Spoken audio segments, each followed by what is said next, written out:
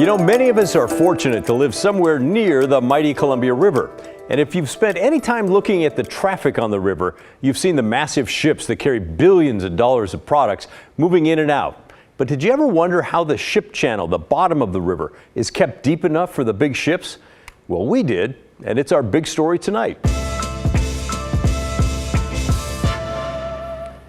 Throughout history, many a ship's captain has misjudged the danger of the Columbia Bar and paid the ultimate price.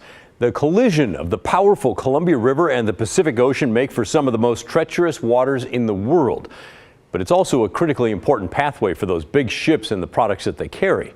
Environmental reporter Cale Williams got to spend a day out there with a group from the Army Corps of Engineers whose mission is to keep that river channel clear. On a normal day, like right now, you can see it's pretty pleasant. November, December, it gets really crazy out here. If you want to know how to talk to the pilots. For Jim Holcroft, this is obviously, they call it the graveyard of the Pacific.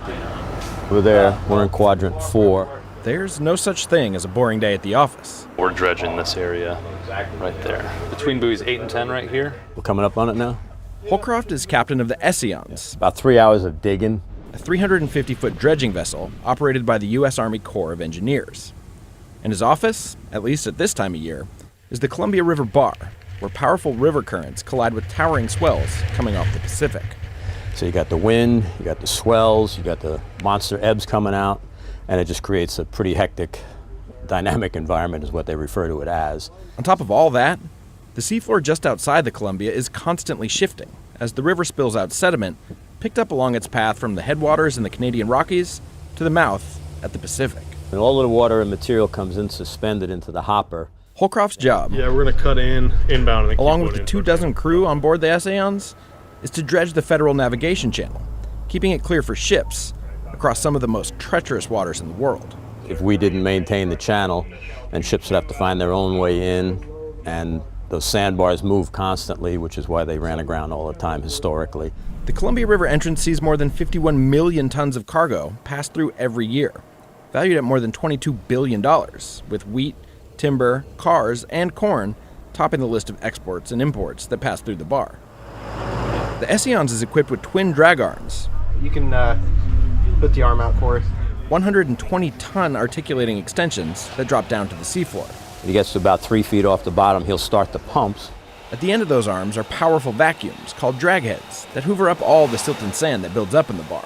The section that we work in, we maintain that to 50 to 55 feet. At least if they can count on the channel being down to depth, that's one variable they don't have to worry about.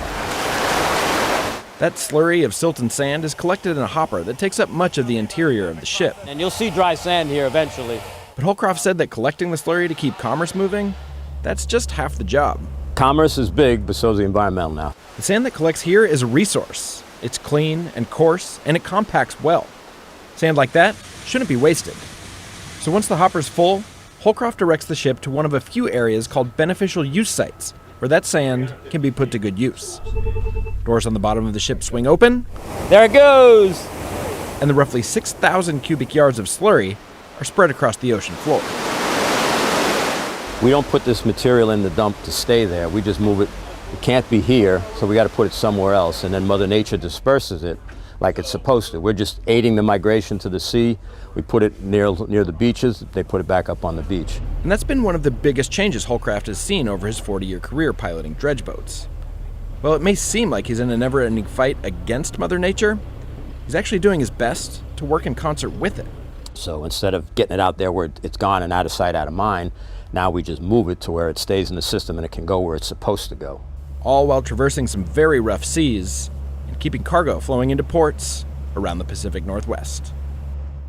Cale joins me now. Fascinating look at that ship. What does the captain mean when he says they're dumping it in a place that's beneficial? So they've identified these areas where basically they know that the current is going to come along. It's going to take that sand. It's going to push it back up on the beach. And these are beaches that can use all the sand that they can get because of erosion, sea level rise, things like that. Interesting. All right. And how often are they doing this and how long does it take? They do it every year, but it is a traveling ship. It goes down to San Francisco, up to Alaska, goes all the way out to Hawaii. So they'll be up here in Oregon at the Columbia River Bar for a couple more weeks until the winter weather moves in. Then they'll head out to the tropics where they'll spend the winter. Not a bad place to be. Nice, yeah. And then they'll come back and they do it every year. It's Wow. a big cycle. Okay. And then I was fascinated when you were talking about that hose that goes 50 feet down. That's got to be an amazing engine that sucks everything up. Yeah, so it was interesting to me too. I saw that the pump is actually halfway up that arm that drops down. And the captain explained it to me. It's because of physics that I don't understand at all, but he does, that it's actually a lot easier for a pump to push material than it is to pull it. So they just have to get it off to the bottom, and then it pushes it up into the boat, get it into that hopper in the middle, drop it down on the ocean floor. Wow. Pretty cool stuff. Those engineers know what they're doing. They sure do. Thanks, Cale. Appreciate it. My pleasure.